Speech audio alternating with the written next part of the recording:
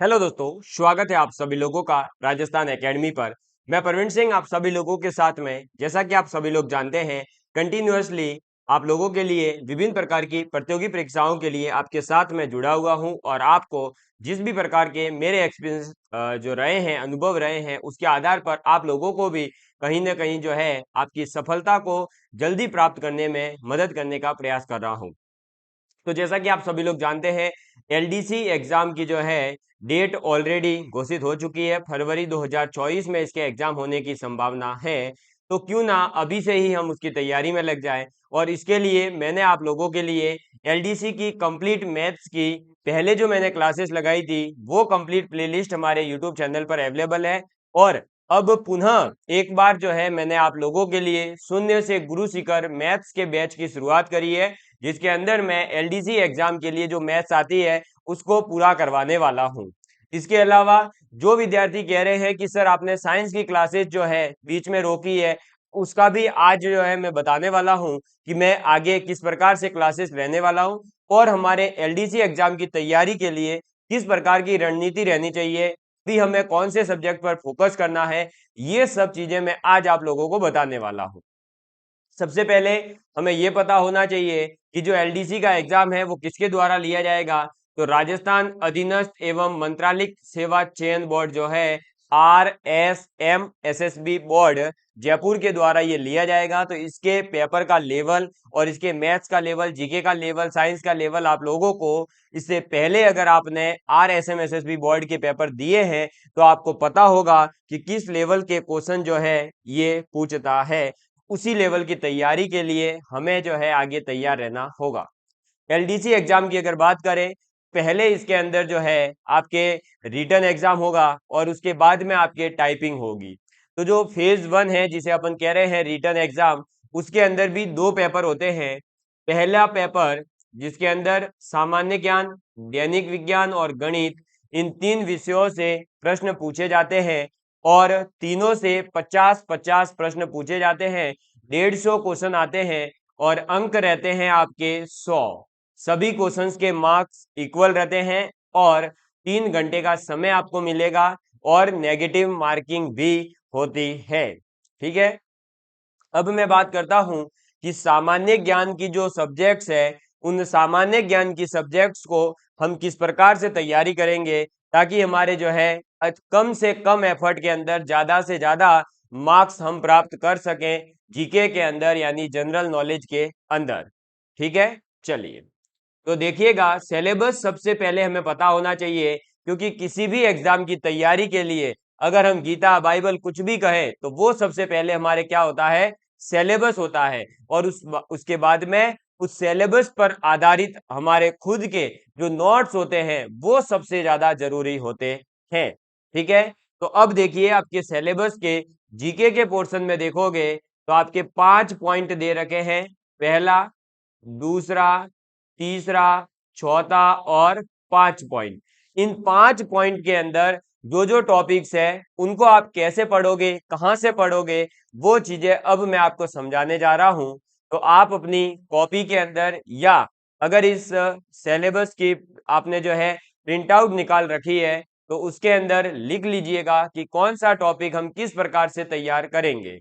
तो मेरे खुद के जो अनुभव है, जैसा मैंने अपने सिलेक्शन के अंदर जिस सोर्सेज का यूज किया था, उन्हीं सब चीजों को मैं आपके सामने रखने वाला हूं। क्योंकि आप लोगों को पता होगा कि मैं एलडीसी के लिए सिलेक्टेड हूं, लैब असिस्टेंट एग्जाम में सिलेक्टेड हूं, इसके अलावा एनवीएस लैब असिस्टेंट के लिए, इसके अलावा आईआईटी जेईई मेंस मैंने क्वालिफाई कर रखा है। ठीक है, तो जो इसके अलावा पीटेट एग्जाम क्वालिफाई कर रखा है। तो मैं आप लोगों को उसी इन सभी एग्जाम के अनुभव के आधार पर ही कुछ चीजें आप लोगों के साथ में शेयर कर रहा हूं। तो सबसे पहले बात करते हैं सामयिक मामले या संबंध। तो ये है आपके राष्ट्रीय और प्रादेशिक स्तर की जो प्रमुख घटनाएं हैं या मुद्दे हैं और उनसे संबंधित जो संगठन और संस्थाएं हैं उनके बारे में आपको पढ़ना है। यानी करंट अफेयर्स जिसे आप कहते हैं सामयिकी विषय या समसामयिकी मामले, उनके बारे में बात करनी है। तो करंट अफेयर्स के लिए सबसे बेस्ट जो सोर्स रहता है या जहां से डायरेक्ट क्वेश्चन आने की संभावना रहती है वो है आपके मूमल। जो मूमल नाम की एक मैगजीन आती है, उस मैगजीन से आप जो है राजस्थान के करंट अफेयर को अच्छे से तैयार कर सकते हो और काफी क्वेश्चंस उसमें से मिल जाएंगे।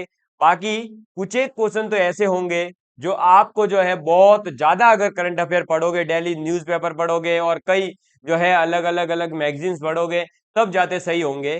तो मुझे ऐसा लगता है कि अगर हम एक दो क्वेश्चन करंट अफेयर के छोड़ भी दें, तो आगे मैं सब्जेक्ट्स बताऊंगा जहां पर आप उनको कवर कर सकते हो। तो इसलिए आप जो है करंट अफेयर्स अगर आपका स्ट्रांग करना है या आपको मार्क्स ठीक ठाक लाने हैं, तो आप सिर्फ और सिर्फ मूमल के ऊपर विश्वास रखें, मूमल को अच्छे से करें। इसके अलावा अभी जो है DIPR जो अपना डिपार्टमेंट है राजस्थान का, उसके द्वारा प्रत्येक दिन सूजस का एक बुलेटिन निकाला जाता है। वो बुलेटिन 2 से 4 पेज का रहता है। आप उस 2 से 4 पेज को पढ़ करके राजस्थान के करंट अफेयर्स को बहुत अच्छे से तैयार कर सकते हो। इसके अलावा आप जो है मूमल पढ़ लीजिए, क्रोनोलॉजी जो है आप नेशनल लेवल के जो इश्यूज है, नेशनल लेवल का जो करंट अफेयर है राष्ट्रीय स्तर का, उसको तैयार करने के लिए यूज कर सकते हो। ठीक है। और वैसे अगर आप चाहते हैं कि अभी हमारे पास में काफी समय है, क्योंकि अभी फरवरी में एग्जाम का बोला है, तो ये मान के चलिए 2023 तो अभी पूरा बाकी है आपके पास।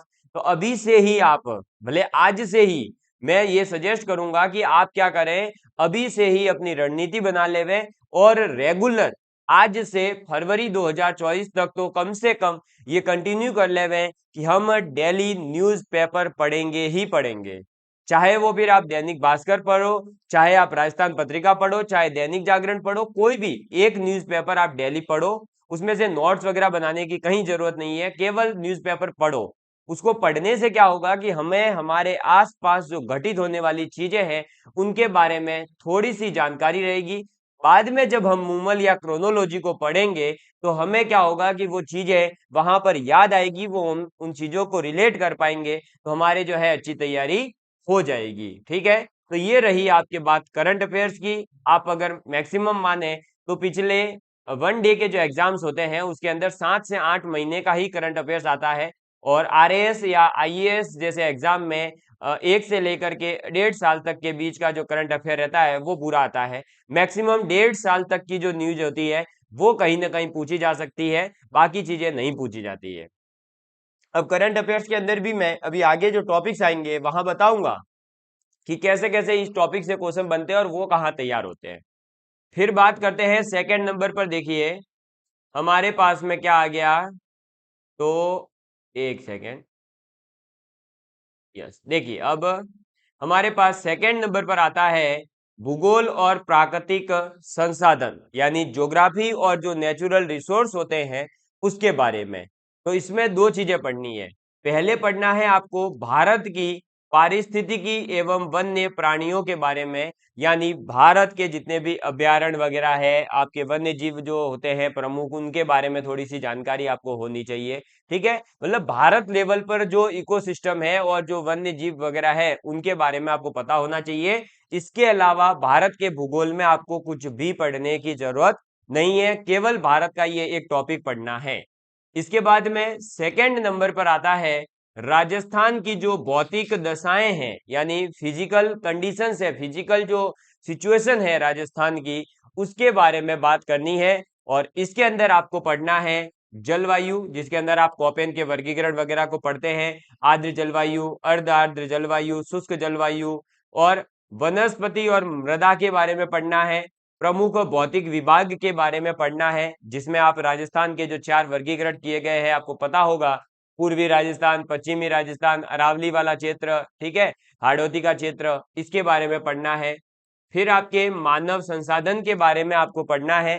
मानव संसाधन आपके वैसे इकोनॉमिक्स, यानी इकोनॉमी जो अर्थव्यवस्था है उसका भी टॉपिक गिन सकते हो, या इसको ज्योग्राफी का टॉपिक भी आप कह सकते हो, जिसके अंदर आप पढ़ेंगे प्रमुख जनसंख्या के बारे में। 2011 के जो जनसंख्या के आंकड़े हैं वो आपको याद होने चाहिए, जैसे राजस्थान की कुल जनसंख्या कितनी है, आपका जनसंख्या घनत्व कितना है, मृत्यु दर कितनी है, जन्म दर कितनी है, ये सब चीजें, साक्षरता दर कितनी है, महिलाओं की साक्षरता दर कितनी है, सर्वाधिक जनसंख्या वाला जिला कौन सा है, न्यूनतम जनसंख्या वाला जिला कौन सा है, सर्वाधिक साक्षरता वाला जिला, न्यूनतम साक्षरता वाला जिला, न्यूनतम जनसंख्या घनत्व वाला जिला, अधिकतम जनसंख्या घनत्व वाला जिला, इस प्रकार से जो है आपको आंकड़ों की जो कुछ जानकारी होनी चाहिए। इसके अलावा जनजातियों के बारे में आपको पता होना चाहिए। तो राजस्थान की जो प्रमुख जनजातियां हैं, जैसे भील जनजाति है, ग्रासिया, सहरिया, मीणा, आपके कथोड़ी, आपके खेरुआ, इन प्रकार की जो ये है खेराड़ी, इस प्रकार की जो ये जनजातियां हैं, इनके बारे में आपको पता होना चाहिए। और इनसे रिलेटेड कुछ चीजें करंट में भी चलती रहती है, तो वो चीजें भी आप जरूर पढ़ लेवे। इसके बाद में राजस्थान के जो प्राकृतिक संसाधन है, प्राकृतिक संसाधन मतलब वे चीजें जो हमें प्रकृति से प्राप्त होती है, हम खुद नहीं बना सकते या हमने खुद नहीं बनाई है। जो चीजें हमें प्रकृति से मिल रही है उनको कहा जाता है प्राकृतिक संसाधन। और इसमें आप लोग जानते ही होंगे, राजस्थान जो है थोड़ा सा अमीर है अगर दूसरे राज्यों के कंपैरिजन में बात करें तो। जैसे कि प्राकृतिक संसाधन क्या क्या हो जाएंगे?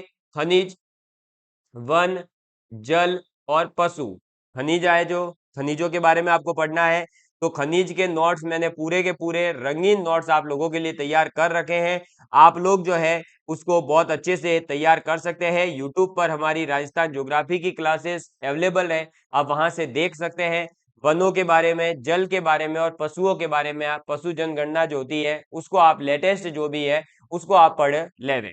फिर वन्य प्राणी और उनके संरक्षण को लेकर के जो भी राजस्थान में प्रयास किए जा रहे हैं उसके बारे में आपको पढ़ना है। तो ये आपका करंट अफेयर्स और भूगोल की बात हो गई। इसके लिए देखो, भूगोल के लिए आप जो है लक्ष्य की जो बुक आती है वो आप फॉलो कर सकते हैं। उसमें काफी अच्छे से और डिटेल में सब चीजें दे रखी है, आप वहां से तैयार कर सकते हैं। बस उसमें जो आंकड़े दे रखे हो वो आप आंकड़े ट्राई करना कि आपको लेटेस्ट मिले। और अगर आपको लेटेस्ट आंकड़े नहीं मिलते हैं तो आपके लिए हमारे द्वारा जो क्लासेस चलाई जा रही है, आप उन क्लासेस को फॉलो कर सकते हैं। और मैं अभी आगे बताऊंगा कि कौन कौन सी क्लासें किस समय होती है और कौन कौन सी क्लासें और आगे होने वाली है। फिर बात आती है राजस्थान में कृषि और आर्थिक विकास, यानी राजस्थान की एक तरह से ज्योग्राफी के इकोनॉमिक्स, ज्योग्राफी के बाद में क्या दे रखा है, राजस्थान की इकोनॉमी जो है उसके बारे में, एग्रीकल्चर और जो इकोनॉमिकली डेवलपमेंट हो रहे हैं राजस्थान में उसके बारे में पढ़ना है। जिसमें आपको पढ़ना है राजस्थान की प्रमुख फसलों के बारे में, कृषि आधारित जो उद्योग होते हैं, चीनी उद्योग है, सूती वस्त्र उद्योग है, इनके बारे में। फिर प्रमुख सिंचाई परियोजनाएं जो है, इंदिरा गांधी नहर वगैरह, कुंभ जो है, इन सभी के बारे में। फिर मरुभूमि के विकास के लिए जो कुछ परियोजनाएं चलाई जा रही है उनके बारे में पढ़ना है। हस्त उद्योगों के बारे में पढ़ना है। विभिन्न आर्थिक योजनाएं जो चलाई जाती है, कार्यक्रम और विकास की संस्थाएं, इनमें पंचायती राज और उनकी भूमिका। तो ये जो पोर्शन है लगभग पूरा का पूरा आप है एक बार देखें तो इस पूरे पोर्शन को आप राजस्थान का जो इकोनॉमी सर्वे है उससे तैयार कर सकते हैं। और राजस्थान इकोनॉमी सर्वे कौन सा, लेटेस्ट वाला 2022-23 का।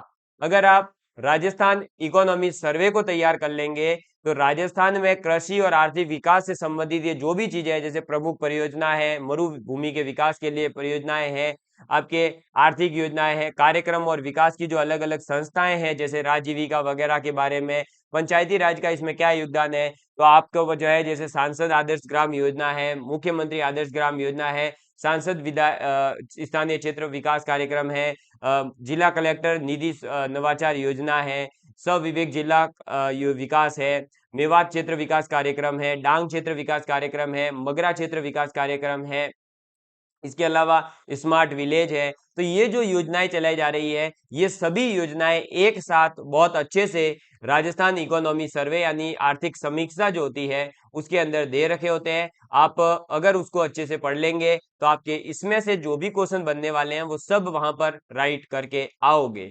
और राजस्थान इकोनॉमी सर्वे की हमारे खुद के यूट्यूब चैनल पर आप लोगों के लिए क्लासेस चलाई जा रही है। मुझे उम्मीद है कि आप लोग जो है उन क्लासेस को देख रहे होंगे। और प्लेलिस्ट में जाकर के अगर आप देखेंगे तो राजस्थान इकोनॉमी सर्वे की कंप्लीट क्लासेस मैं आपको करवाने वाला हूँ। 11 चैप्टर में आता है राजस्थान इकोनॉमी सर्वे और पूरा का पूरा 11 के 11 मैं चैप्टर्स आपको करवाने वाला हूँ। तो वहां से आपका ये वाला पूरा का पूरा पोर्शन कंप्लीट हो जाएगा। इसके लिए किसी भी प्रकार की कोई बुक की जरूरत नहीं होती है क्योंकि ये सभी चीजें जो समसामयिकी होती है यानी करंट बेस जो है इसमें क्वेश्चन पूछे जाते हैं, या पूछ लिया जाता है कौन सी योजना शुरू की गई है, कौन सी योजना किसके लिए शुरू की गई है। जैसे अभी आपने देखा होगा कि राजस्थान का जैसे ही बजट आया था तो बजट में एक घोषणा हुई है कि हम जो है, जो ये मनरेगा में 100 दिन का गारंटी होती है केंद्र सरकार की ओर से, उसमें 25 दिन मुख्यमंत्री महोदय ने और बढ़ा दी है। तो अब ये जो योजना है इसमें 25 दिन किसके लिए बढ़ाए हैं, 100 दिन भी बढ़ाए हैं, तो 100 दिन कौन सी प्रमुख जनजातियों के लिए बढ़ाए हैं, कौन से जिलों के लिए बढ़ाए हैं, शहरी जो रोजगार गारंटी योजना शुरू करी है तो वो किसके लिए शुरू करी है, ये सब चीजें आपको जो है इनके अंदर मिल जाएगी। तो मैं आपको सजेस्ट करूंगा राजस्थान इकोनॉमी सर्वे की जो क्लासेस चल रही है वहां से आप नोट्स जरूर बनाएं। 101% सभी के सभी क्वेश्चन इस टॉपिक के उसी में से आने हैं। आप ही के एग्जाम में नहीं, आरएएस के एग्जाम में, जूनियर अकाउंटेंट के एग्जाम में, एसआई में, ग्राम सेवक में, पटवारी में, जहां कहीं भी राजस्थान इकोनॉमी के क्वेश्चन आते हैं वो मैक्सिमम क्वेश्चन इकोनॉमी सर्वे से रहते हैं।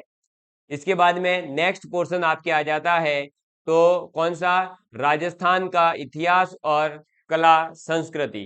तो इसमें आप जो है, मेरी ओर से एक सजेशन रहेगा कि आप ये राजा महाराजाओं का इतिहास पढ़ने से बेटर है कि आप इसको एक बार के लिए स्किप करें और इसके अलावा जो बचा हुआ पोर्शन है उसको अच्छे से तैयार करें। क्योंकि मैंने अभी तक किसी भी राजा के बारे में, हकीकत बता रहा हूं दोस्तों, आज तक मैंने राजस्थान हिस्ट्री के अंदर किसी भी राजवंश के बारे में पूरा अच्छे से नहीं पढ़ा है, किसी भी राजवंश के बारे में नहीं पढ़ा है, किसी भी राजवंश के बारे में नहीं पढ़ा, फिर भी मेरा सिलेक्शन हो जाता है। कई बच्चों को लगता होगा कि नहीं सर झूठ बोल रहे हैं, पढ़ते होंगे। नहीं पढ़ता हूँ, क्यों नहीं पढ़ता, क्योंकि मेरा ये मानना है कि मैं उन सब्जेक्ट्स के अंदर ज्यादा फोकस करूं जहां से 101% अगर क्वेश्चन आएगा, और अगर मैं कंटेंट पढ़ के गया हूं तो क्वेश्चन सही करके आने की मेरी कैपेसिटी है। जैसे कि राजस्थान इकोनॉमी सर्वे अगर मैं बहुत अच्छे से पढ़कर चला गया, एक एक योजना मुझे पता है, उसके आंकड़े में याद करके चला गया, तो मेरे अगर जो भी क्वेश्चन आएगा वो सही होने की पूरी गारंटी है। लेकिन इतिहास में कई बार ऐसे क्वेश्चन पूछ लिए जाते हैं जो डेट बेस्ड होते हैं, हमें याद भी नहीं होते, याद करने के लिए ज्यादा मेहनत करनी होती है। उससे बढ़िया है ना कि मैं उस सब्जेक्ट पर ज्यादा फोकस करूं जहां से क्वेश्चन अगर आ गया तो मैं 100% सही करके आऊंगा।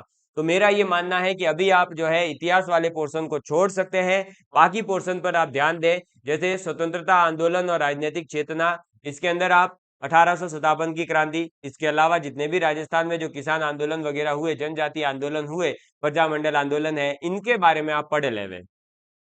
ठीक है। इसके बाद राजनीतिक पुनर्गठन, तो राजनीतिक पुनर्गठन का मतलब वही है कि राजस्थान का एकीकरण किस प्रकार से हुआ है, तो इसके बारे में आप पढ़ लेवे। और ये राजस्थान का एकीकरण वगैरह ये मॉडर्न हिस्ट्री है राजस्थान की, आधुनिक राजस्थान का इतिहास है ये। तो आप इसको जो है बहुत अच्छे से पढ़ें, क्योंकि यहाँ से जो क्वेश्चन आते हैं वो मैक्सिमम टाइम ऐसे क्वेश्चन आते हैं कि आप सही कर सकते हैं। लेकिन जो मध्यकालीन इतिहास है या जो प्राचीन इतिहास है वो बहुत ज्यादा जो है डिफिकल्ट होता है, उसके क्वेश्चंस वगैरह भी ऐसे पूछे जाते हैं कि अगर आता है तो हो जाएगा सही, अदरवाइज आप कितना भी पढ़ के जाइए नहीं हो पाता है सही। तो अगर हम ज्यादा एफर्ट देंगे भी तब भी क्वेश्चन कम आने हैं, तो इससे बेटर है कि हम जो है क्या करें कि उस कंटेंट पर ज्यादा फोकस करें जहां से ज्यादा क्वेश्चंस आने के चांसेस है और हमारे क्वेश्चन सही होने के चांसेस भी ज्यादा है।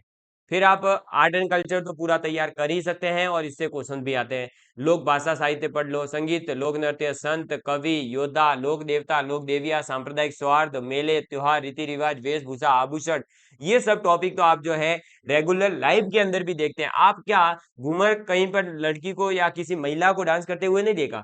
क्या आपने अपने घर पर जो है किसी मेहमान के आने पर गाने गाते हुए नहीं सुना है क्या? क्या किसी मेले में आप नहीं गए? क्या आपने कभी त्योहार नहीं मनाए क्या? अभी जैसे 11 गई है, इसके अलावा निर्जला एकादशी जो गई है, उसके अलावा आप जो है दीपावली, होली, यही तो सब त्योहारों के बारे में पढ़ना है।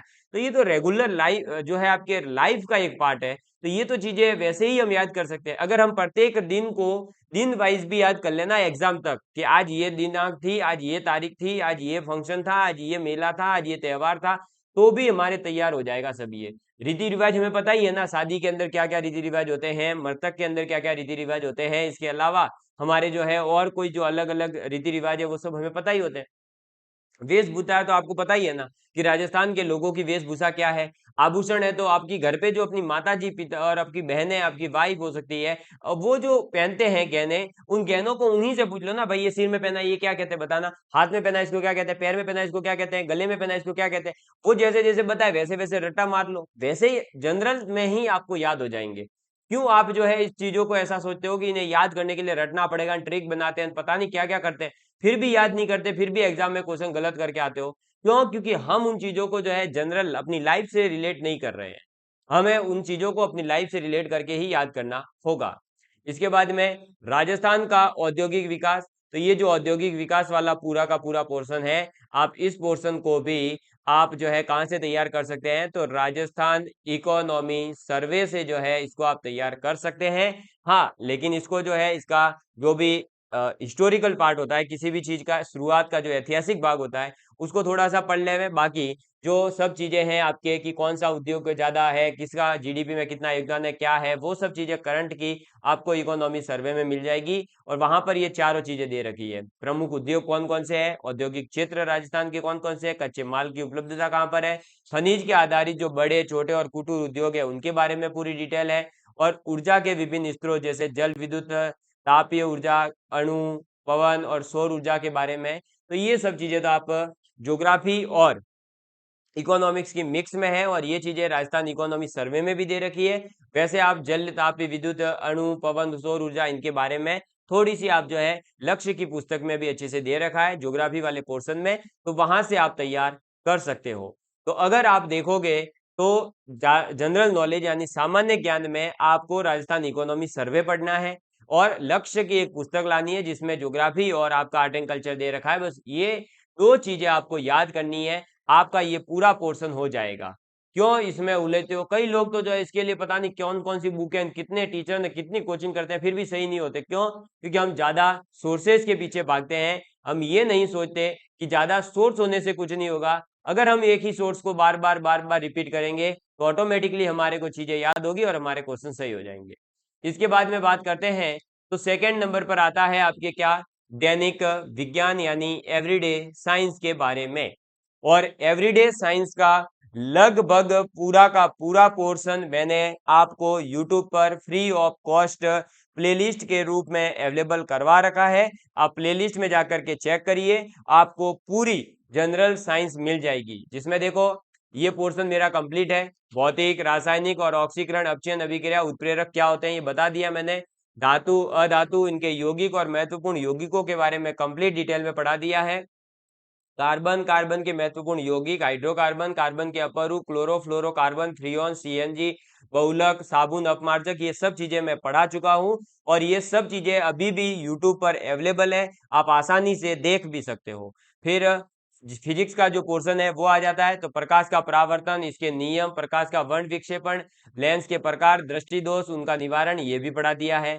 इसके बाद में आपके इलेक्ट्रिसिटी वाला पोर्शन आता है, ये थोड़ा सा मेरा बाकी रहा है, ये चीजें भी मैं पढ़ा दूंगा। इसके अलावा आनुवांशिकी से संबंधित शब्दावली, तो पहले तो मैंने बायोलॉजी वाला पोर्शन ही करवाया था, और बायोलॉजी का ये पूरा का पूरा पोर्शन, ये जो है 7, 8, 9, 10, ये 4 टॉपिक मैंने पूरे करवा रखे हैं। आनुवांशिकी से संबंधित मेंडल के आनुवांशिकता नियम, गुणसूत्रों की संरचना, न्यूक्लिक अम्ल, प्रोटीन संश्लेषण का केंद्रीय सिद्धांत, मनुष्य में लिंग निर्धारण, पर्यावरण अध्ययन में पारिस्थितिकी तंत्र की संरचना क्या होती है, इसके जैविक घटक कौन कौन से, ऊर्जा का प्रवाह 10% वाला रूल जो है वो बता दिया, जैव भू रासायनिक चक्र क्या होता है, जैव बायोटेक्नोलॉजी जो है उसकी सामान्य जानकारी, जैव पेटेंट क्या होता है, नई पादप किस्मों का परिवर्धन कैसे होता है, ट्रांसजेनिक जीन क्या है, प्राजीनी जीव क्या है, ये सब चीजें पढ़ा दी है। जंतुओं का और पादपों का दोनों का आर्थिक महत्व पढ़ा दिया है। रक्त समूह, रक्ताधान क्या होता है, आरएच फैक्टर क्या है, फिर रोगाणु, मानव स्वास्थ्य, कुपोषण, मानव स्वास्थ्य, मानव रोग, कारण, निवारण, ये सब चीजें मैं पढ़ा चुका हूं। और अभी जो आपकी 2 से 4 दिन के अंदर वीडियो आने वाली है वो आएगी पूरी की पूरी इस एक टॉपिक पर बेस्ड, जिसके अंदर में अंतरिक्ष टेक्नोलॉजी, या अपन इसको कह सकते हैं, जिसको अपन कहते हैं अंतरिक्ष एवं सूचना प्रौद्योगिकी यानी स्पेस एंड इंफॉर्मेशन टेक्नोलॉजी के बारे में, तो ये पूरा का पूरा पोर्शन मैं एक ही वीडियो में आपको करवाने वाला हूं। एक वीडियो में लाऊंगा जिसके अंदर अंतरिक्ष प्रौद्योगिकी यानी स्पेस टेक्नोलॉजी और भारत का जो अंतरिक्ष अनुसंधान कार्यक्रम है वो पूरे के पूरे पढ़ाने वाला हूं। और इसके बाद में दूसरा वीडियो में लेकर के आऊंगा जिसके अंदर मैं आपको पढ़ाने वाला हूं सूचना प्रौद्योगिकी यानी इंफॉर्मेशन टेक्नोलॉजी क्या है इसके बारे में। और उसके बाद में आपका साइंस का पूरा पोर्शन यूट्यूब पर कंप्लीट प्लेलिस्ट और टॉपिक वाइज रेगुलर क्लासेस के साथ में मैंने पूरा करवाया है। ये 2 टॉपिक रहे हैं और ये जो एक आपका विद्युत से रिलेटेड, तो ये चीजें भी मैं आपको करवाने वाला हूं।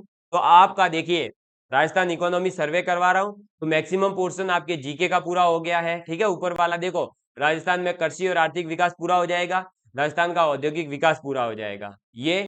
फिर उसके बाद में पूरी साइंस मैंने कंप्लीट करवा दी है, यूट्यूब पर अवेलेबल है। इसके बाद में पूरी की पूरी गणित, पूरी की पूरी गणित जो है एलडीसी एग्जाम के लिए पर्टिकुलर मैंने करवा दी है। और अब वापस से जो विद्यार्थियों का डाउट था कि सर हम कैसे तैयारी करें, क्या करें, उनके लिए वापस से मैंने एक चीज करी है कि मैंने अब मैथ्स का एक नया बैच स्टार्ट किया, शून्य से गुरु शिखर। यानी कि आप इस बैच को अगर ज्वाइन करेंगे तो बिल्कुल बेसिक से पढ़ाते हुए मैं हर एक टॉपिक को पूरा करवा रहा हूं। और जिसके अंदर अभी चल रहा है सरल ब्याज यानी सिंपल इंटरेस्ट वाला टॉपिक। इसके बाद में मैं ये पूरा होने के बाद ये सभी टॉपिक, पूरे के पूरे 7 के 7 टॉपिक आपको यूट्यूब पर अवेलेबल करवाने वाला हूं। तो आपको क्या करना है, मैथ्स की क्लास रेगुलर ज्वाइन करनी है, साइंस की प्लेलिस्ट अवेलेबल है, वहां से साइंस की क्लासेस अटेंड कर सकते हो। राजस्थान इकोनॉमी की क्लासेस आ रही है, आप वहां से राजस्थान इकोनॉमी ज्वाइन कर सकते हो। और राजस्थान ज्योग्राफी के अंदर जो खनिज वगैरह का जो पोर्शन है, जो आपके करंट से थोड़ा सा लिंक करके पढ़ाया जाना चाहिए, वो चीजें भी मैं आप लोगों को बहुत जल्द और रंगीन नोट्स के साथ में, आपने देखा होगा हमारे नोट्स रंगीन रहते हैं और वो भी एनिमेटेड। साइंस के जो आप स्पेस टेक्नोलॉजी के नोट्स देखोगे, बहुत ही शानदार और एनिमेटेड नोट्स के साथ में मैं आपको पढ़ाने वाला हूं। तो ये आपको जो है, देखिए क्या करना है, सबसे पहले आपको राजस्थान इकोनॉमी सर्वे तो पढ़ ही लेना है दोस्तों। डायरेक्ट क्वेश्चन आएंगे और आते हैं, आप किसी भी विद्यार्थी को पूछ लेना। इसके बाद में जो लक्ष्य की बुक है उसमें से आप जीके का पोर्शन तैयार कर सकते हो, अदरवाइज आप हमारे नोट्स को भी फॉलो कर सकते हो। नोट्स के लिए आप हमारे ऐप को डाउनलोड कर सकते हैं, ऐप पर फ्री ऑफ कॉस्ट आप लोगों के लिए नोट्स अवेलेबल करवा रखे हैं। साइंस के लिए आप पूरी प्लेलिस्ट फॉलो करिए, नोट्स बना लीजिए, कंप्लीट अवेलेबल है। इसके बाद में आप लोगों के लिए मैथ्स की, तो मैथ्स की भी कंप्लीट प्लेलिस्ट अवेलेबल है। और अभी नया बैच भी स्टार्ट हो चुका है, शून्य से गुरु शिखर मैथ्स का बैच है। पूरा का पूरा राजस्थान के अंदर जितने भी एग्जाम आयोजित होते हैं, उन सभी एग्जाम्स के पीवाईक्यूज का भी सॉल्यूशन इसी बैच के अंदर मैं करवा रहा हूं। तो आप बहुत अच्छे से तैयारी करके जो है अपने सिलेक्शन को निश्चित कर सकते हैं। तो अब आपके ऊपर है, मैंने आपको 4 सोर्सेज बताए हैं, अगर इन 4 सोर्सेज को फरवरी 2024 तक आपने अच्छे से फॉलो किया, अच्छे से पूरा किया, आपका सिलेक्शन होने से कोई नहीं रोक सकता। क्योंकि दोस्तों मेरा हुआ है तो आपका भी हो सकता है। इसके अलावा ये ऑब्जेक्टिव टाइप का पेपर रहेगा, 100 मार्क्स आपके आ सकते हैं मैक्सिमम, नंबर ऑफ क्वेश्चन 150 रहेंगे, बता ही दिया, टाइम आपको 3 घंटे मिलेगा। और इसके साथ में आपको ऑल क्वेश्चंस जो है इक्वल मार्क्स के होंगे, ये बता ही दिया। और नेगेटिव मार्किंग आपकी है ही है, तो नेगेटिव मार्किंग आपकी होगी ही। ठीक, तो ये आपका था फर्स्ट पेपर। इसके अलावा जो सेकेंड पेपर है आपका, उसमें हिंदी और इंग्लिश आती है। अगर आप लोग चाहते हैं कि उसकी भी स्ट्रेटजी को लेकर के वीडियो बनाई जाए तो मैं बना दूंगा। और वैसे हिंदी और इंग्लिश सब्जेक्ट के लिए कौन सी बुक फॉलो करनी है, उसके बुक्स का रिव्यू भी मैंने हमारे यूट्यूब चैनल पर आप लोगों के लिए अवेलेबल करवा रखा है। ठीक है, तो आज से आप सभी लोग जल्दी से लग जाइए अपनी तैयारी में, और जो जो सोर्सेज बताए उनको फॉलो करें, उनके नोट्स बना लेवे, आपका सिलेक्शन होने से कोई नहीं रोक सकता। जय हिंद, जय भारत, धन्यवाद, मिलेंगे अगली क्लास में। और अब भी अगर आपके कोई डाउट रहते हैं तो आप कमेंट करके मुझे बता सकते हैं।